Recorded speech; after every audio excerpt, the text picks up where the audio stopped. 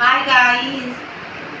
তো দেখো আজকে গোপালের জন্মদিন, গোপদাদার জন্মদিনে এই আয়োজন করেছি।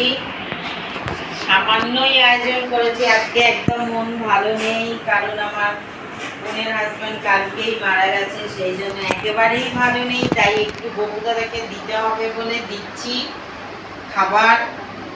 ওর খাওয়া হয়ে গেছে, এখন ব্লগটা চাপ করছি একটু।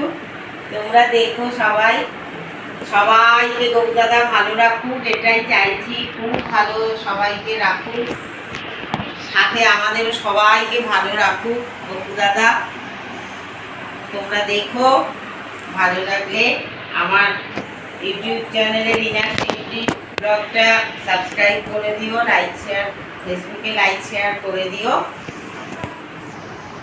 এটাই আমি নিজেই পুজো করে নিয়েছি। গোপুদাদাকে খাবার দিই, 12টায় দিয়ে দিয়েছি। আমি জন্মাষ্টমী কখন করবে কি হবে অত আমি দেখি না, আমি আমার মনের মতন করে ওদেরকে দিয়ে দিই খাবারটা।